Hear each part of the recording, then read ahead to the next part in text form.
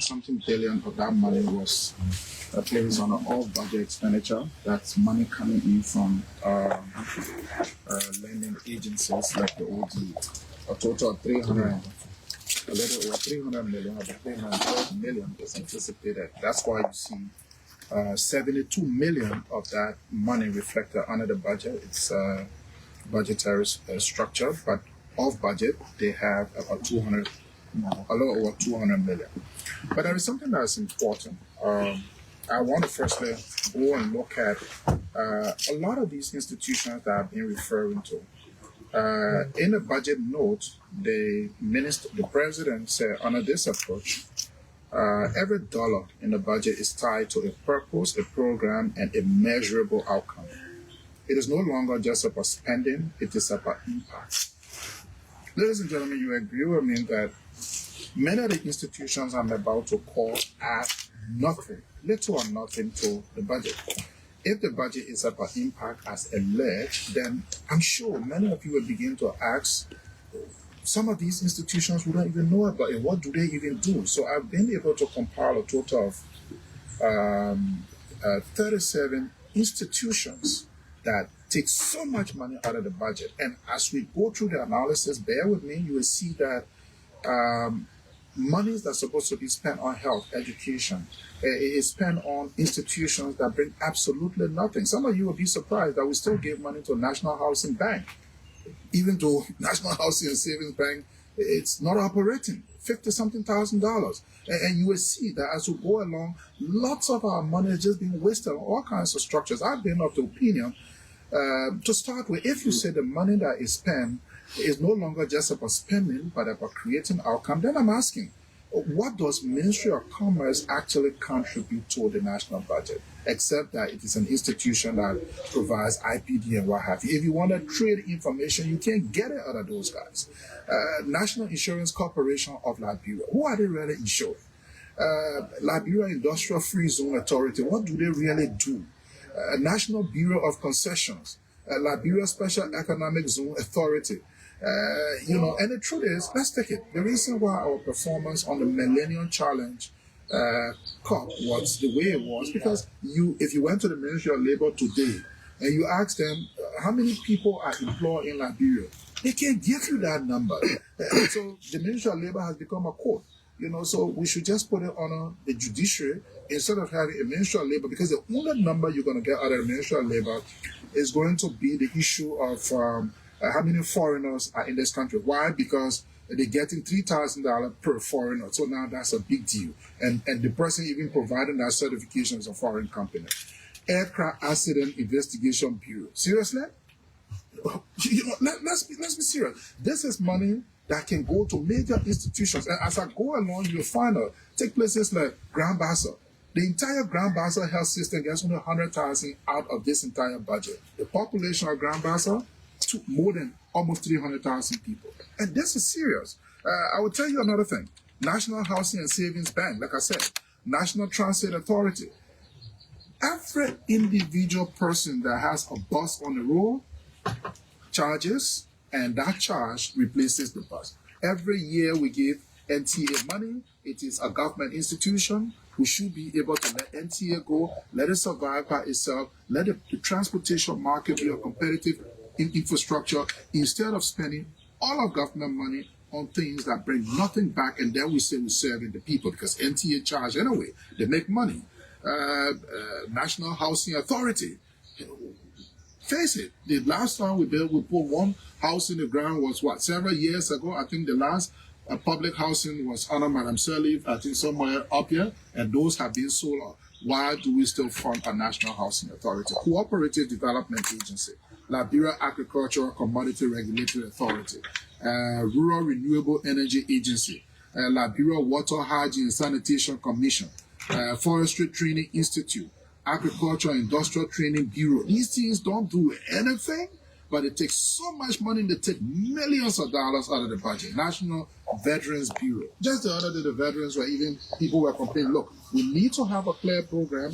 Every year, the money we spend on veterans, if we have pumped it into a few businesses to create employment for them, they will be better employed than the money we give to a Veterans Bureau. National Commission on Disabilities.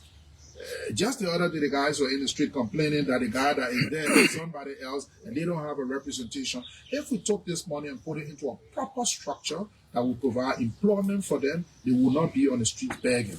And under my administration as president, we will properly repurpose our resources for the best outcome as indicated in this verbiage.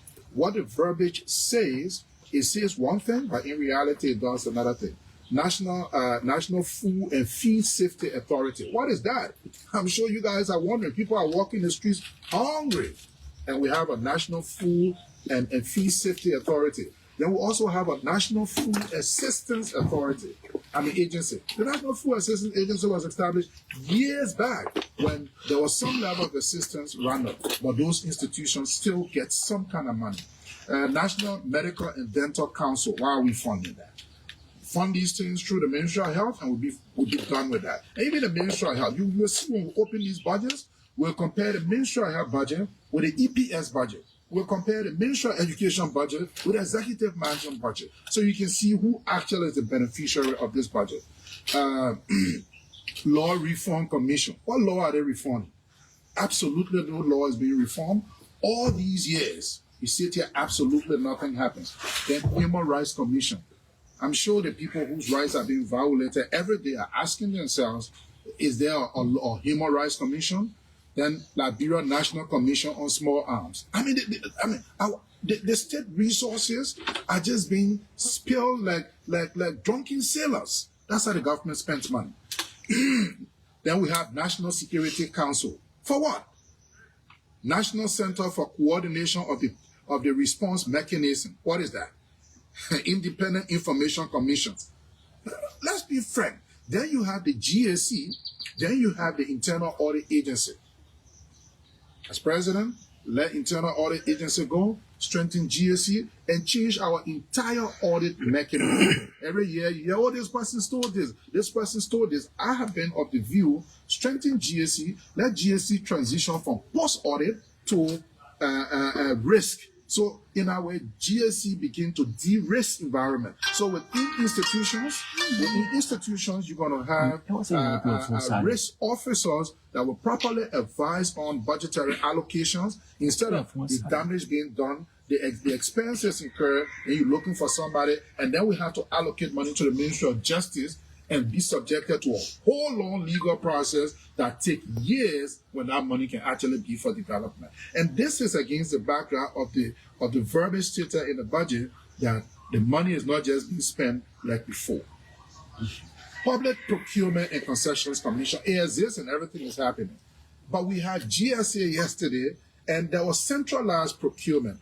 All of these dynamics are layers and layers of bureaucratic infrastructures that give money to people and bring nothing. Then we have National Disaster Management Agency. I'm sure that many places in this country where there has been disaster and nobody has come, the only thing you hear the people say, we're calling on the international community to come to our aid, will be wondering, is there a National Disaster Management Agency? Why are we giving them money? Bureau of State Enterprises, you have another one called Governance Commission.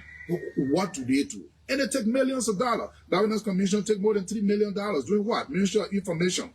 A few guys that say that and talk nonsense. They don't even understand what they're saying. When you say something critical, they come to the airways and just talk nonsense. Nothing they even understand. I don't even think, sometimes when they're talking, they spit even drive from their mouth. I think many times you journalists just carry them some water so they can help themselves. Liberia Institute of Public Administration. Ministry of State for Presidential Affairs. That's why I'm dwelling on this ministry, because the reality is, if you look at President Bwaka, he has the Ministry of State for Presidential Affairs, which takes 15 million, and we are not analyzed that. Then you have the EPS, which only for Presidential Affairs, which takes another 9 million. That's about $24 million out of the national budget that Bwaka alone consumes. We're going to that analysis. Institutions that do not need government funding. Liberia Electricity Corporation, $50 million this year. Why? Everybody here pay current bill. Why LEC? Like in many countries, you have private power authority that are functioning, that work, and the tariff is even lower than Liberia. Why every year we're pumping millions of dollars into LEC, and guess what? LEC contributes nothing to the national budget. Liberia Water and Sewer Corporation, nothing to the national budget. We go into another section of the budget, grounded in the arrest agenda, and I'm quoting here, for inclusive development. This budget reflects a government that listens to its citizens. That's what they are saying. Learns from their lived experiences and leads with purpose. That's what the government is saying. It integrates gender response planning and budgeting to ensure that women, men, and youth are equally considered in every policy and investment. It embeds climate change adaptation to protect our communities and natural resources, and it strengthens performance management systems so that public institutions are held accountable and not just for spending, but for results. I'm sure these things that I just said runs counter to these declarations. So when you read these nice verbiages in these documents, you ask yourself, how come since 2023 we've never had a budget performance report? Because it is on a performance report that you will know that look, okay, the government actually collected this and it actually spent this, and this ministry and agency to whom this amount of money was given, that this ministry or agency actually did this expenditure or did that expenditure. And it creates a basis for performance. Should we keep our ministry? Should we keep this institution? That's what the budget performance does. It's a full detailed analysis of beneficiaries of the cash and what did they do with it. But in every respect, what happens? A new budget is being passed, no budget performance report has been provided, and we're just sitting and it's business as usual. And that's why as I go further down, you will see and notice some of the lapses that we have. As a result of our spending, the Ministry of Finance, through the document, also recognizes that the Liberian dollar is expected to slightly depreciate modestly. There's not going to be a slight depreciation. It's going to be a higher depreciation because they're going to print money again, reflecting structural pressures in foreign exchange market and rising import demand. This is a wonderful admission. Rising import demand, but this entire budget does nothing about dealing with rising import demand, as you will see when we go along. Absolutely nothing, no allotment to those institutions that will create jobs in any respect. There is something else that's going to shock you. GST currently is about 12%, but now they're transitioning from GST to VAT. VAT is the value added system. GST is the general sales tax. But don't forget, India had a VAT before, which was a higher amount. Then India transitioned to the American system of general sales tax, with just a sales tax, which now India uses. We are moving for uniformity across Africa from GST to VAT. The final VAT figure will be 15%. So think about it. I import something through the port, I pay 15%.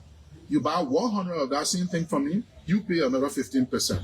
You sell 50 cartons to another person, he pays another 15%. The VAT has, or the GST has a what? Multiplying effect. So that challenges income. In the last couple of years since the government came to power, it's never had any discussion on harmonized salary, even though that's what brought it to power. Like I said, we will restore your salaries. You haven't done that, but then you increase in taxation. So we move from 10 to 12, and now we're moving to 13, ultimately 15% in this budget cycle. So your meager income is going to support a government that doesn't care about you and only give 100,000 to your health facility. It will shock you. If you look at how much we're spending on curriculum development, 28,000 for the whole year. But then if you look, we're spending $300 and something thousand just to buy fuel and lubricant for the SSS. We'll go down into the budget. So this budget is all about Bweka himself. And you can see the allotment is so wanton. But let me not waste your time. Let me drive further down. The 94% as per the budget dynamics, 94.1% of this budget comes from GST, import tax, international trade. That's about 1.13 that's about 1.13 billion. So they have a shortfall of 72 million.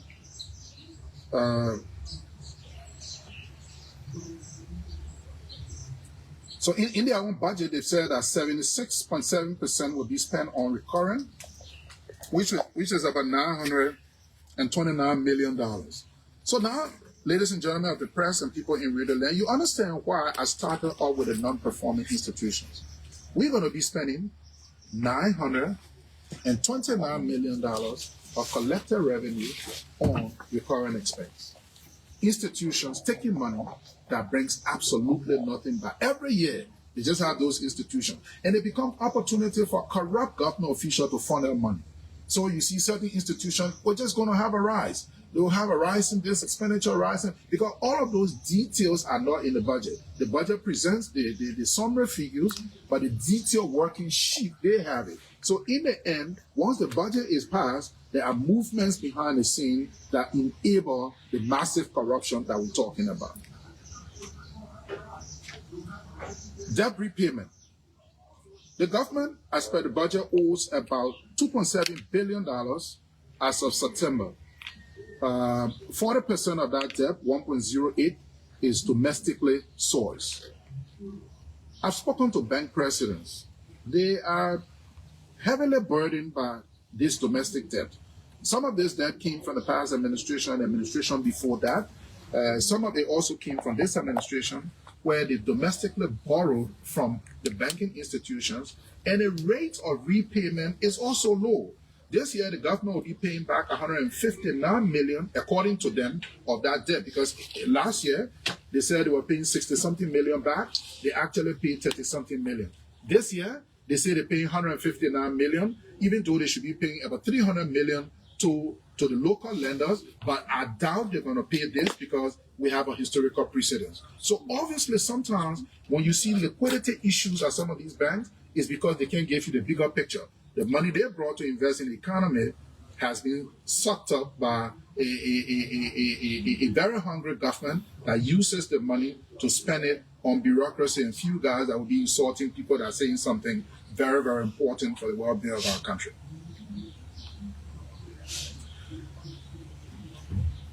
There's an over-projection.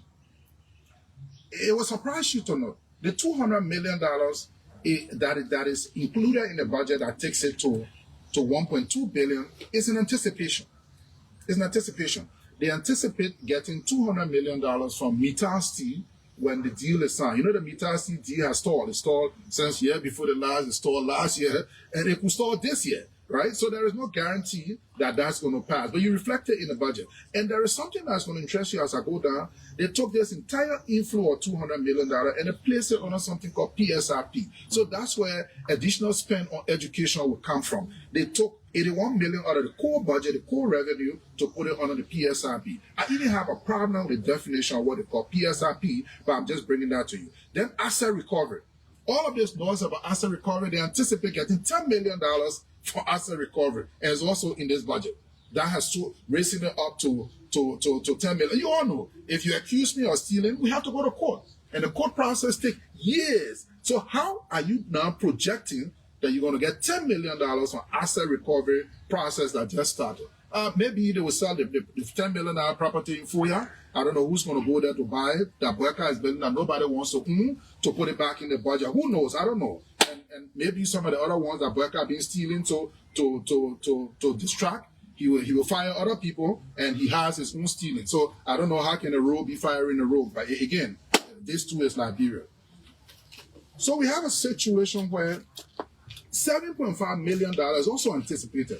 What they've said is that henceforth, if they sign a concession, you will pay 2% upfront on your corporate income tax, right? So that 2% upfront is dependent on signing. And you know these things go through all kinds of things. Just the other day, they brought Oranto. There were a lot of flaws. People started talking about that. They brought another company. There was another company for the road, I think construction. There were a lot of flaws. So all of these, and that one is a loan anyway. But these concessions like Oranto and some of the other people that have all these flaws, you now say you anticipate 2% from them, even though it hasn't gone through, but you're reflecting it in the budget.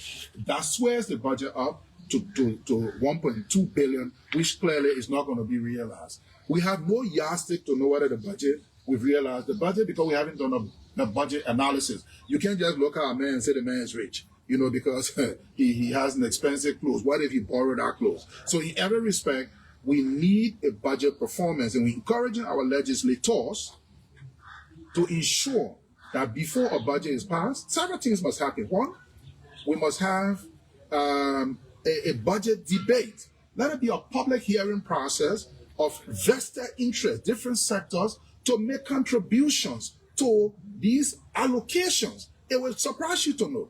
FOIA, I mean, Kolahun has less than, what? Let me look at the population. Less than, I think, 20,000 people. I have the note further down. And the allotment to Kolahun Hospital, because the finance minister is from Kolahun, is 110,000. Buchanan Grand Bassa County has 100,000.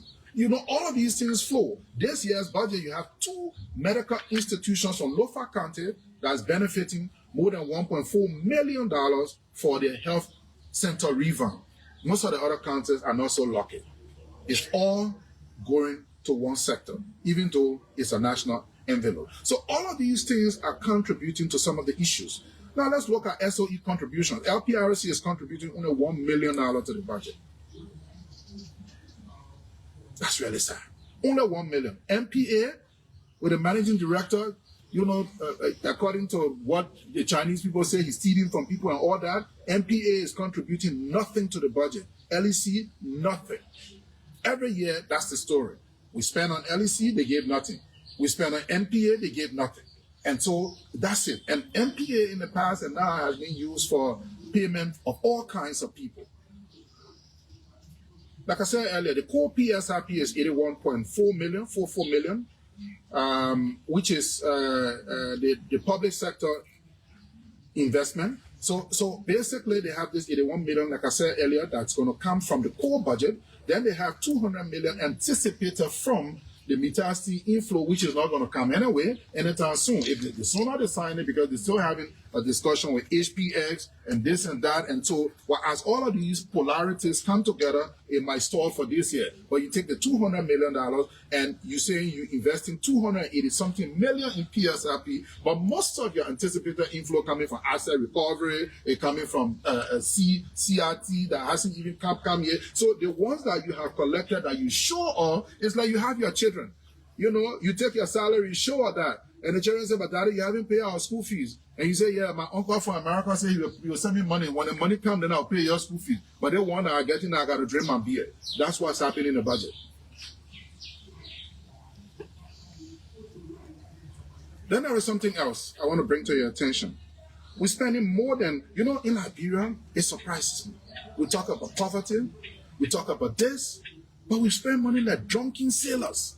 Like somebody's high on Kusha, you get them 1 million. They will just go to a bar and this. How can we in a poor country like Liberia, where people don't, look, you don't even have to go far. Usually people discuss these counties. I just want to discuss Montserrat County, just to start with.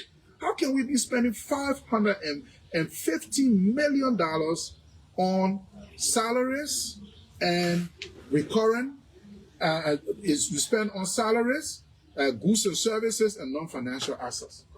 $515 million. This is not small money. This is money people wouldn't even see in a lifetime. If you were to spend $515 million on the street, $100 bill, you can spread it from here to Ivory Coast.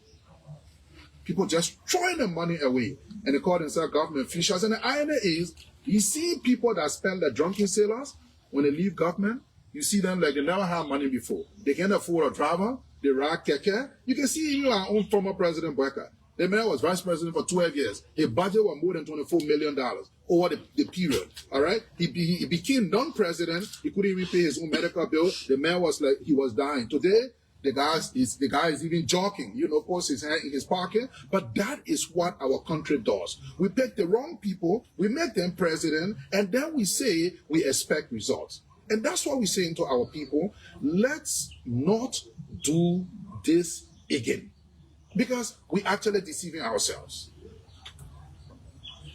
I want to give you an insight into what the PSRP expense is all about, so that you can have an idea of what the PSRP is all about. I need to just drill you through it quickly. It's on pages 26 to 28. So next time you have an opportunity to look at the budget, Just look at pages 26 to 28. That's where the PSRP is, so you can have an idea of some of the things they say they're spending the money of the Republic of Liberia on.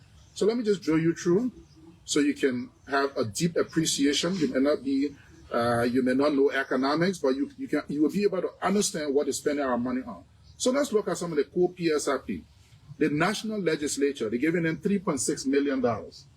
That's considered as public sector investment. The national legislature budget is $48 million. It jumped from the previous amount of 30-something million. But then they also giving it another $3.6 million, and they call it public sector investment. That's the thing that will create jobs for the thousands of young people that are graduating from university every year. The thousands of young people that go to trade school with a hope of adding value to themselves to get some kind of job to determine a path for their family. 3.6 million to people who don't even have a budget debate. They don't even discuss anything about the budget. They just so say one, so say all. And a few of them was telling me the other day that even this $360-something million road fund budget that was discussed, the legislature, the House of Representatives didn't pass it. It just jumped to the Senate floor. It's interesting. Ministry of State for Presidential Affairs is going to get another $500,000 out of your PSRP budget. It's interesting. Let me open it up a little bit. So you don't have to go to economic school. The General Services Agency is going to get $2.5 million. I don't know whether GS is going to build a factory that will provide jobs for people. I don't know. Then $1 million will go to the Ministry of Foreign Affairs, thereby taking a budget from $26 million to $27 million. Already, the Ministry of Foreign Affairs jumped from $22 million to $26, another $4 million. Then there's other $1 million that says PSRP. I don't know how they determine, because for me, public sector investment will be some level of partnership that creates some level of industry that guarantees jobs to our young people, so that the next young person that is employed in the private sector and not in the public sector. So our young children, when you ask them, what do you want to be? They will say, I want to be a doctor. I want to be an engineer. I want to work in a factory. But you ask a young children, I want to be president. I want to be representative. Because the only people that have money in our country are those kinds of people. It's interesting. But let's look at the PSRP budget more and more. Ministry of Finance and Development Planning gets $1.6 million out of that budget. Liberia Revenue Authority, $4.7 million. Then, Ministry of Internal Affairs gets $34 million for PSRP. National Identification Registry gets $1 million. Monrovia City Corporation, $1.3 million. Painesville City Corporation, $400,000. Then we'll go down to Center for National Document and Record, $100,000. Land Authority, $1.2 million. Then we come further down. Judiciary gets $7.6. Then we get Ministry of Justice with $3.2 million, maybe prosecuting these cases for the anticipated $10 million. Is it? So if we spend $3.2 million this year to recruit $10 million, next year we spend another $3.2 million to recruit $10 million. So you owe me $5. I spent $200 in a court to collect $5 from you. Who's to pay here? You know, so sometimes I don't understand. That's why we need to transition our approach. You know, this archaic method of running government is what's killing us. It must go through some government bureau. Just the other day, we had land issues. Then we set up a private institution called a land authority. We still have land issues. But in other countries, when you reference those countries, then they have a problem. Kenya, if you want to buy land in Kenya, you want to buy a car, transfer a title, it's electronic, it's clear, and it works. In that way, you don't have land issue. I'm buying land from you. We're going to have our both pins. We'll go online at the same time. We'll open our pins. You send me information, I accept. The electronic document will show I accept that, and you will agree that you send me that, and it's closed up. We have not made one progress towards resolving land issues. The whole place is saturated with land issues, and we're still fighting. And still we're spending lots of money on all of these things. Human Rights Commission. I don't know what's the public sector. A PSI investment, $74,000. Then Ministry of National Defense, $500,000. We come down, PSRP, Ministry of Health, $8.5 million. John F. Kennedy Hospital, $2.1 million. Then we have Phoebe Hospital, $800,000. Then we have Jackson Dole, $400,000. And we have Ministry of Youth and Sports, $4 million. When you total all this, other small stuff, when you total all this, it comes to $281 million. That's what government call public sector investment. How does that benefit you in any way?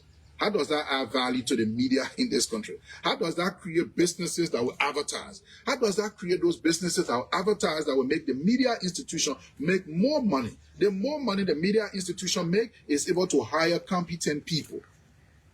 We can bash the media. When the inflow of the media, you open radio station, you practically have to pay out of your pocket. It's a tight landscape. You open even online infrastructure, you can hire anybody because how many businesses are there to advertise? In other countries, there is so much media dollars. Why? Because there is some level of vibrancy.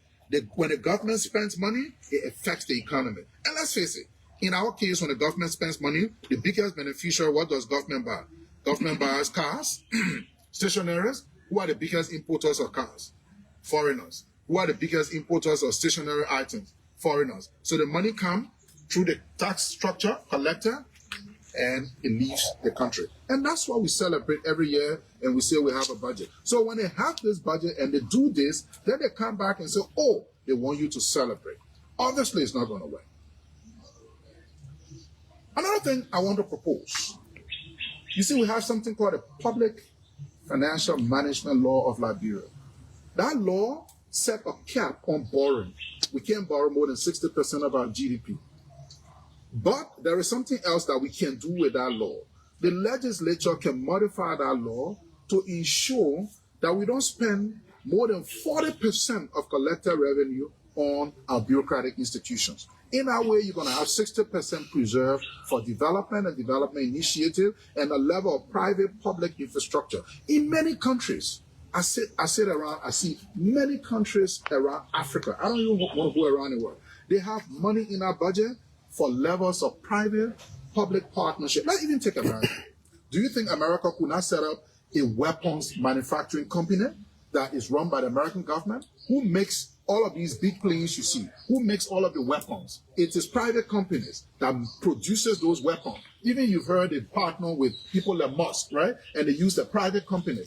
All of our things are so concentrated. We don't create a private-public infrastructure. So if we start to outsource a lot of our services, we'll create employment for our people. But everything, this other ministry does say, health does this. This Ministry of Public Works does this. And all of these things, when you look, what does it do?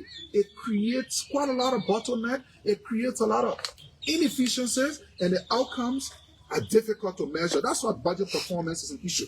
In America, in many other countries in Africa, when the budget is passed, millions of dollars go to the private sector. Millions of dollars go to the private sector.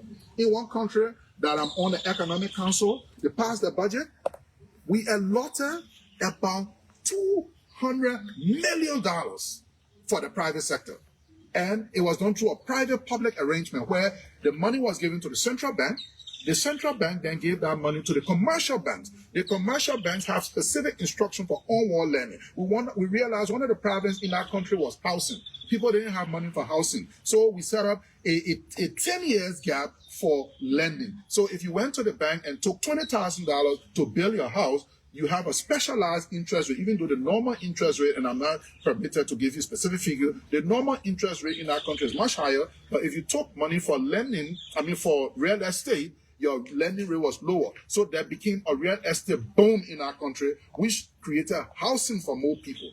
When you do that, what happens is that you create opportunities for your people. But all of our resources are just spent on government institutions. So the PFM law, if it is re-looked at and modified and set that structure, every year you will not have the opportunity for government institutions to just be increasing money. Every time there's additional money, then you increase it. The other thing we need to do, every year, what do you see? Our expenditure on recurring expenses is high. Why don't we have a car policy? We have never been able to establish one.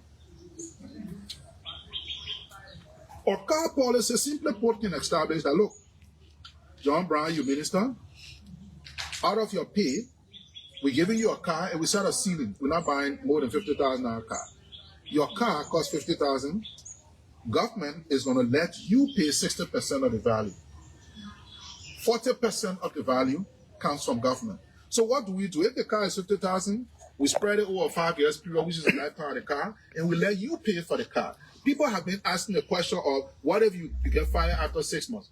It's simple. If you went to a used car dealer and you pay on a car, anywhere in the world you pay on a car, if you can't pay the balance of the value, what happens? You forfeit the car. So if you serve for 6 months as minister, the value of that car that you're unable to pay, if you want the car, you pay up the value. If you're unable to, you forfeit it, it goes on to the next minister. So we'll not have a system where every new minister, every new assistant minister waits for the next budget year to put in for a car. And these things weigh on us, and it takes away key cardinal revenue collected for the country to be spent on the people and spent on bureaucrats. So you're always going to have issues in places like Nimba or Mitasi. Let's face it, if you are Mitasi, you do your IO money, you pay your taxes to government. The money government is supposed to spend it in a way that the people in Nima benefit. But all of that money, most of it is spent in a mansion, is spent in Monrovia, is spent on bureaucratic infrastructures, and then the people don't see the government. Who do they see? They see the mining infrastructure. So in many places in Africa, you have this challenge where when you mine in an area, it becomes a problem. We have a similar problem in one area we mine in Ghana, and we had to have an actual conversation with the community and try to rebalance some of the issues. But it creates a huge pressure, and it's basically because of the way money is spent. Let's look at some of the way money is spent. The speaker, what is he doing that he needs $1.8 million? I don't understand. Deputy Speaker, $1.4 million. You know, the system is when you're at the table and the meat is being killed, oh man, I'm taking the head. You want to take the belly, take the belly. Then the government say, okay, we'll take the thigh and the stomach. The other person say, okay, we'll take this. That's just it. The House of Senate goes from $12 million to $16 million. The House of Representatives goes from $31 to $51 million. Of course, it's inclusive of the 3.6 million that I told you about. That is called PSRP. These kinds of things must stop if we want a better governance infrastructure. If we don't have a car policy, every year we're going to have these recurring infrastructure. And we need to transition from post-audit to risk so that we can actually understand how many computers are being used in office, because most of these things are buying computers and what have you, when that money could be spent on public housing. That money could be spent on public education. That money, you know, when you go to other countries nearby, you go to Cote d'Ivoire, you go to Ghana, even right next to Sierra Leone, and you see public educational institutions. The other day, I went on some visit or some project in Winneba, and I visited the University of Winneba in Ghana. I told the driver to park, and I was just in the car, and I just shook my head. Tell you don't come close. I'm not even taking you to Legon.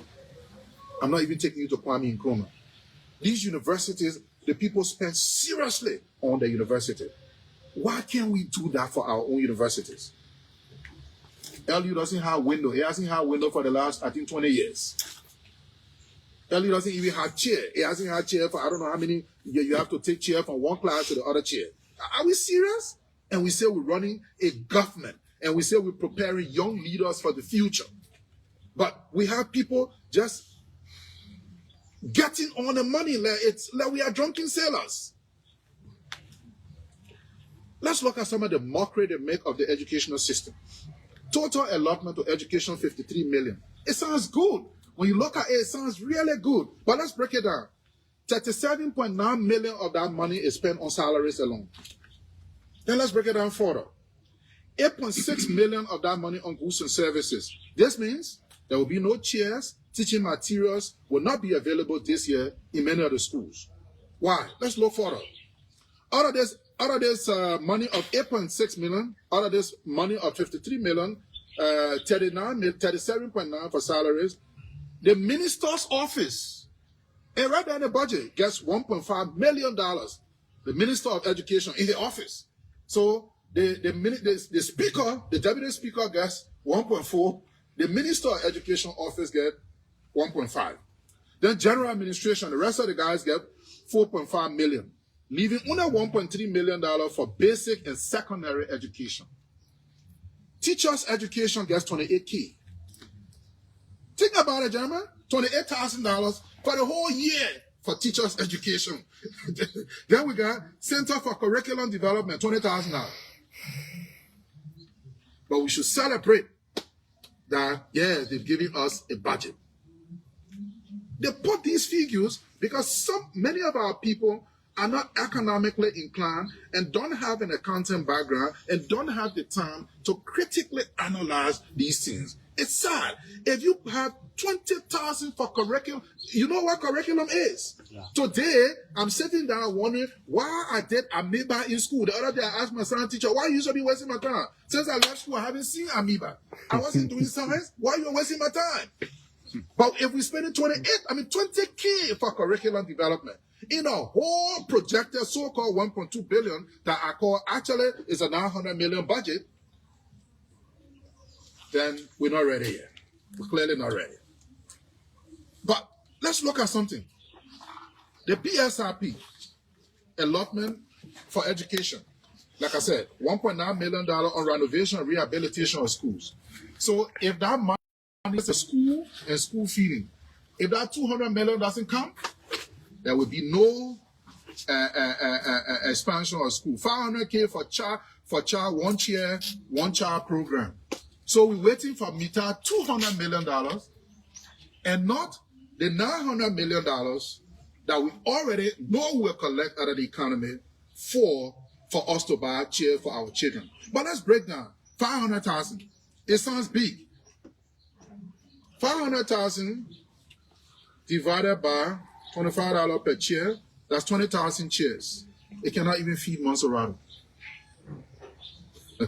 And when we go, you will begin to understand that this whole budget is a joke, and that these guys, if I have my chance, will have them arrested, and we will hold them accountable for the kinds of damage they cause to this country, especially this Unity Party. Whenever they've been in power, they've just brought mediocres to lead our country, and these guys are good at talking. You know, they say empty drum makes the most noise. When they talk, you think they have some substance.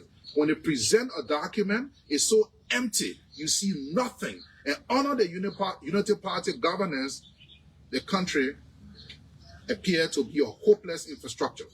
But let's do a comparative analysis.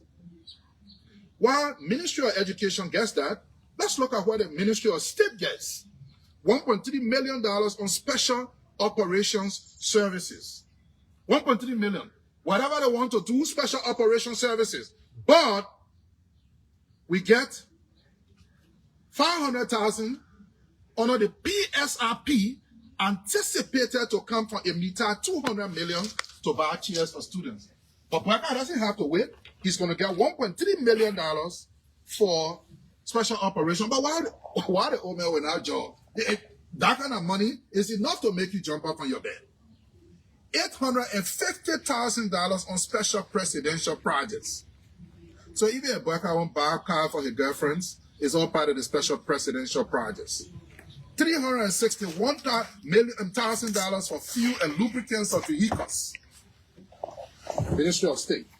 $300,000 on celebrations. $300,000 on furniture and fixtures. This budget have shown where the government priorities are.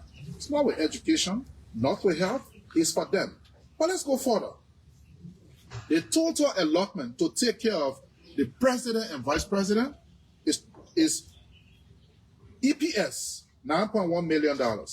And we'll go into the EPS budget so you can begin to ask them the hard questions. Ministry of State, 15.1. If you put this together, just the executive mansion with Bweka and his protection for he and Kung gets $24.2 million. This is outrageous. And when you look at the allotment of health and education, it's amazing. So let's look at the educational worker salary. Like I said, out of that budget of 53, they get 37.9 million educational worker salary. The total spend on education for 2024 is going to be 15.6. And the 15.6 million is less the anticipated inflow of $4.5 million anticipated from the Mitasi arrangement. So in essence, we're spending about $11.1 million on education this year, which is really sad. But let's look at an analysis of the EPS budget. The EPS budget, they're spending $6.4 million on salaries. It confuses me. You guys have friends in the EPS. They don't make $1,000. But even if every EPS officer was earning $1,000, it means that if you divide 1,000 by 6.4 million, it means you got 6,400 EPS personnel. It's bigger than the army. It's bigger than the national police. Why do you need 6,400 persons? So how much people in the EPS makes? It's a question that you need to ask. You see, these are the things to do. They will hide extra expenses in certain structures and make it look like the executive mansion budget is small or the Ministry of State budget is small, but then they hide it through these things. Why would salaries for the EPS be 6.4 million? Why? I really don't understand. If you took $1,000 salary, it means one EPS officer makes almost 10 times what a police officer makes. These are really critical issues. We urge the public to demand an understanding of the actual size of the EPS. Because the EPS need to protect the president, the first family, and the vice president and his family. So at most, you should have at least 200-300 EPS officers. Now here's the thing. Every other security agency contributes security. Police, army, all of them, NSA, all contribute a detachment to these people. So you have all of these structures. Why do you need to be spending all this money on EPS? There is no justification to be spending $9.1 million when education has no presence in the budget. Interestingly, $552,000 the EPS spends on fuel and lubricants, more than what is allotted for education. $353,000 for repairs and maintenance of vehicles, but we're spending $20K on curriculum development.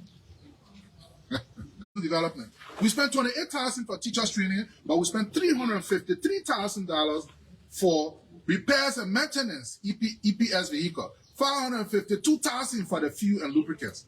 $600,000 for intelligence gathering, just for the office of the president. But we spent $100,000 on the Buchanan Hospital in Grand Bassa County. The EPS, $800K, but $1.3 million provided for basic and secondary education in Liberia. Like I said, do a comparison with the Ministry of Health budget. Grand Bassa County gets $100K. Government Hospital in Buchanan gets $200K for health. Redemption Hospital in Monserrato County gets $350,000. Gentlemen, let me divide $350,000 so you can see. $350,000, I'll try to wrap up quickly. $350,000 divided by 12 months. That's going to be $29,000 per month divided by 30 days. The Redemption Hospital has to spend $972 per day to provide health services. And don't forget, it is the largest referral health facility on this side of town. So it takes care of multiple districts, 17, 16, 14, 15, with millions of people because you have the largest block of people. And that's why they gave Redemption Hospital. It's a joke. I could go on and on and on in terms of these analyses. Of course, like I said, Foya has 20K inhabitants, the president from there. So Grand Bassa County and Foya gets the same $100,000. Then there is something called other compensations, which caught my attention. It jumped from $6.9 million in 2024 to $21.4 million in 2025. Now it's $25.6 million. I'm not sure what they're hiding through there. But ladies and gentlemen of the media and my people in Radio Land, this analysis is long, but because of time, we will do a short abbreviation. And we just want to say, to correct this, we're proposing the PFM law be modified and a cap be set on government expenditure. Other than that, even if we collect $5 billion, the legislature budget will jump to, say, 200 million. And they will have justification. The president budget will jump to, say, 300 million. And they will have all of the justification. This other institution will jump to this, and they will have all of the justifications. Each private radio station in this town is surviving. LPS get 1.9 million of government money, but the citizens can't talk on the radio station. You know, these are the things that are playing the waves. They want some abuse of power. And I just want to say to our people, as president of Liberia, you see the executive mansion? I will turn into a 5-star hotel. I don't need to be in such an elaborate infrastructure. It's been proven that you can run the executive mansion right out of the Ministry of Foreign Affairs. You can run the executive mansion out of a small place. Why do we need a whole Ministry of State just for presidential affairs? And it's a place where different people, all our look, even me now as CEO with more than 5,000 employees across Africa in multiple countries, I don't really have a special assistant. My latter is it. I have different departments, different heads of different sections, and they work. Why do we need a president to have such elaborate infrastructure? The sooner we review this, the better the budget will begin to work for us and for the people. If that doesn't happen, we're always going to have this situation. And that's why we're saying, ladies and gentlemen of the press, people in Radio Land, that we need to change the governance style of our country by changing the people who give power to. Thank you so much.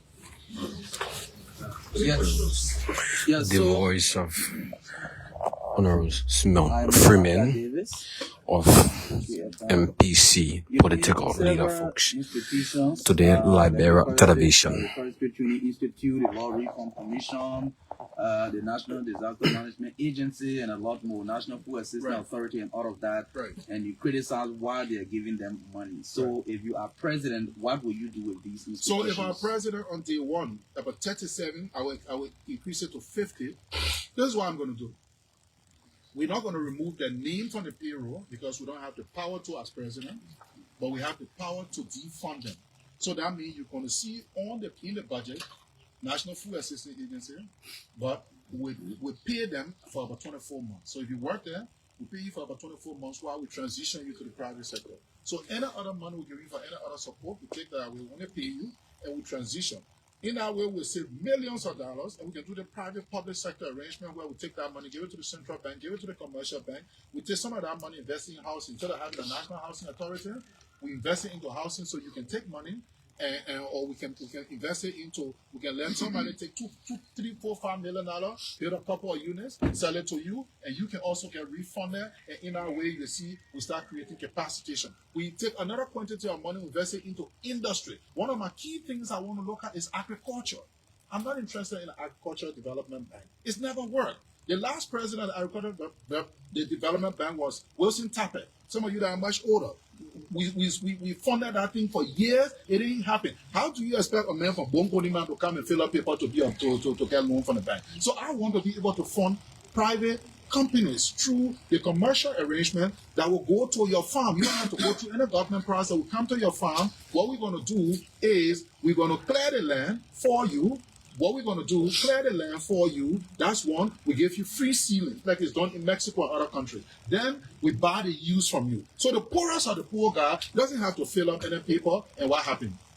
He now is serving. That would be the core of my program, because as a businessman, I want to empower people well, so that this tide of people coming to Monserrato can stop. So in your villages, your town, now you will have life. You will have opportunities. Then it reduces our import. That's why I talk about import. It reduces our import, and now we can begin to export and create wealth. My name is Lincoln Peter, Mr. Freeman. Thank you very much for your comprehensive analysis of the 2026 draft national budget that is currently before the National Legislature for scrutiny. I have just one question. We talk about the budget going to 1.2 billion based on the anticipated fund from the Arsenal Meta deal, and we also spoke about the asset recovery.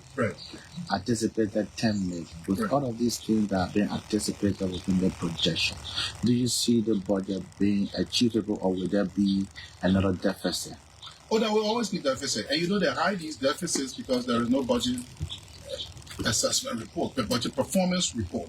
And if the legislature was not as collaborative in the exploitation of our country, then they would demand those things. All right? And then what we will have a system where these things are analyzed all right, and then it will change our outlook. So you can't build your family based on an anticipated inflow. Like I said, you can't deprive your children of school fees full and say, my uncle said he will send $200, so the other $200 I have collected, give me let me buy shoes and let me buy a t-shirt, and those kinds of things. So yes, we anticipate a shortfall. You can put in the budget these kinds of anticipation. That's why they themselves call it contingent.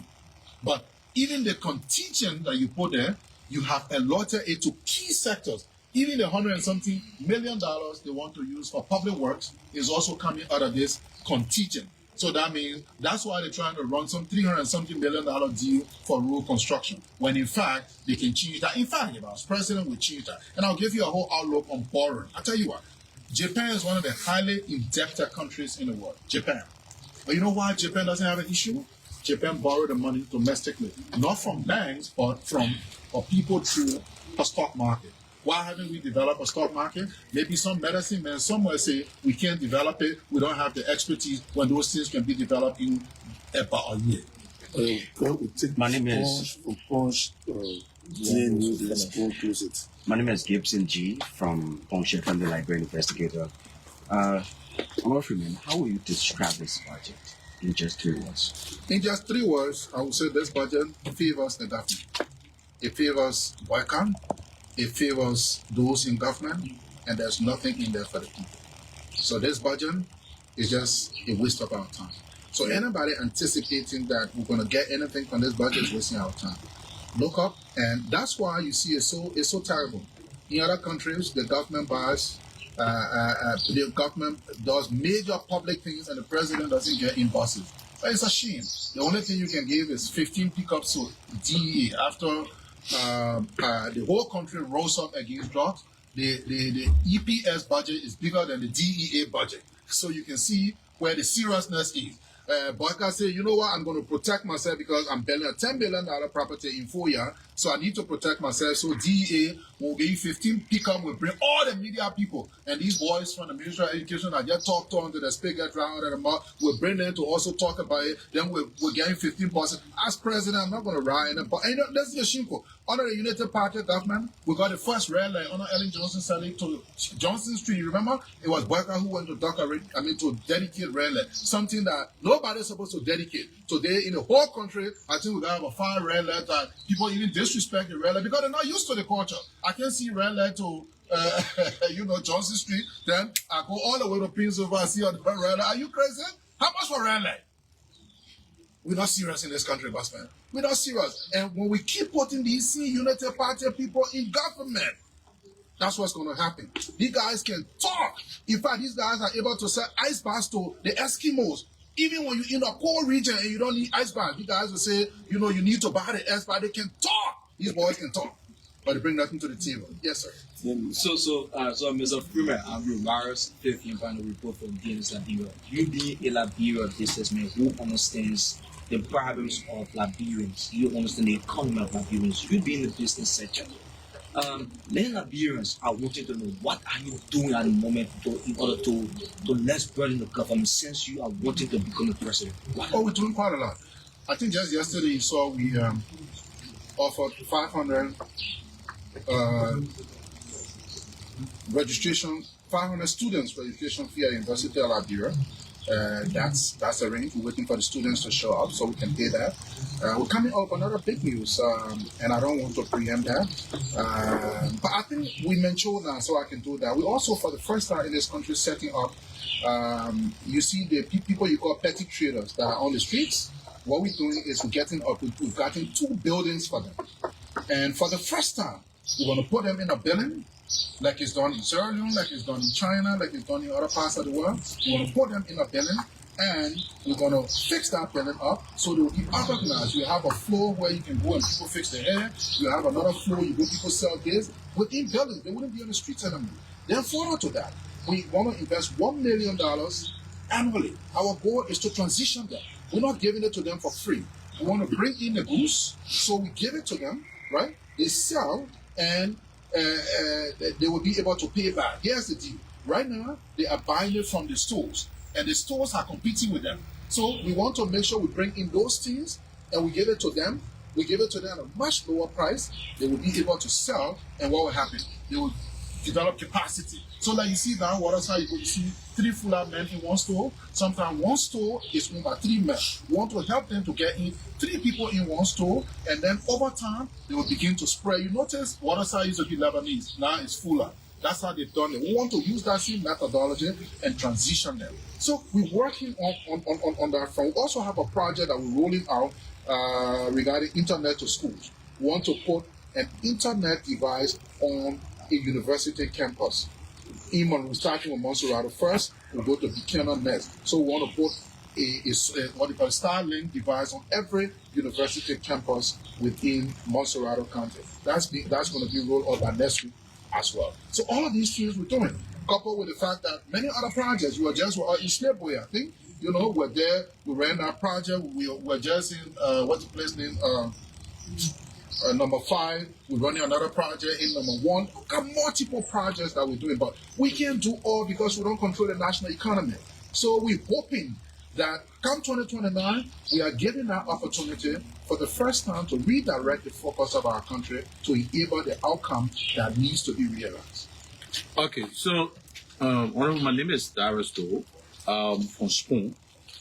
If you look at the budget, agriculture budget have dropped, and the rest agenda talks about agriculture. But more to that, we see the signature bonus of Acida Mita. It is on a contingent revenue. Right. Do you think when the president talks about agriculture in the rest agenda, he's realistic about that? He's not. And more precise, under my administration, you're not going to have a Ministry of Agriculture. And the reason is simple. You don't need to have... You see, we look at these things from the standpoint of education. We need to look at it from a realistic standpoint. Like I told you, the agriculture budget, I think, is about 1 point something million or 3 point something million. I forgot the figure that I close the budget now. But think about it, Bushman. If we took one county as a prototype, and we set up a company, that company is not going to be owned by government. We take a few people and they form a company called John Brown Incorporated. We invest $3 million, and what we do with the $3 million, we're going to buy equipment, we're going to build warehouses, we're going to buy trucks. Then we go to the farmers and clear their land, and we give them free seeding. Do you know what that's going to do for that county in terms of agriculture? It's going to change the landscape. It's going to change everything for that county. But we zero in everything to a bureaucratic infrastructure. And that hurts us in every respect.